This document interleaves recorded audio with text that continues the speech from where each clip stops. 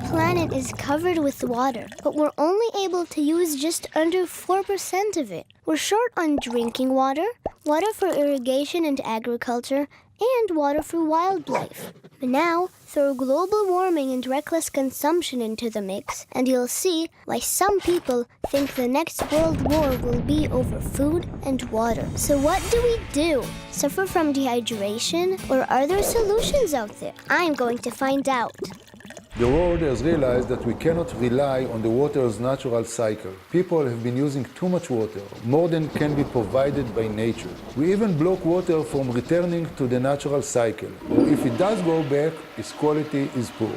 We must come up with creative solutions to the upcoming water scarcity. Wait, can't desalination solve the problem?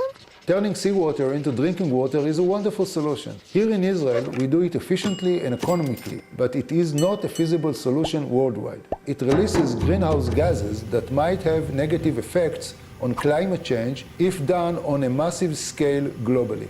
That is why we, as researchers in the Faculty of Agriculture, examine water as a global issue and not merely an Israeli one. To successfully challenge water shortage, we must readjust our habits. It means we should stop pretending we are in a country with unlimited access to water. In 50 years, we won't be able to shower like we do today, eat meat or waste water, at least not without paying a heavy price. Since we are already maximizing our water usage in agriculture, another water-saving solution is to reduce worldwide meat consumption. To produce 1 kilogram of a beef meat, we need 15,000 liters of water. If we eat less meat, we use less water. To save water, we are also working to prolong vegetable life. For example, a tomato with a long shelf life, whose expiration date is further in the future, is more likely to be eaten instead of being thrown away. Among our current development project, we coat vegetables with a transparent, waterproof material to prevent water loss from vegetables, allowing them to be fresher for longer.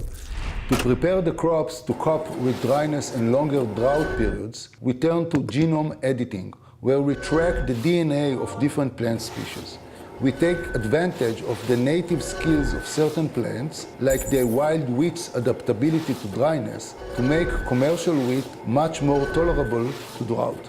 Another example is that we aim to control plants' root system to grow in a direction where they will be able to find more water. We can also make irrigation much more efficient. In the future, we will have special sensors that will scan the field and signal to the irrigation systems where and when water is needed. But let's revisit our own backyard. Like us, most of our neighboring countries suffer from water shortage. In Egypt, for example, entire fields are watered by wasteful techniques or even with unprocessed wastewater. I hope that in the future, the relationship with our neighboring countries will be improved so that we can share our solution with them, and that way, perhaps, we can create peace through water.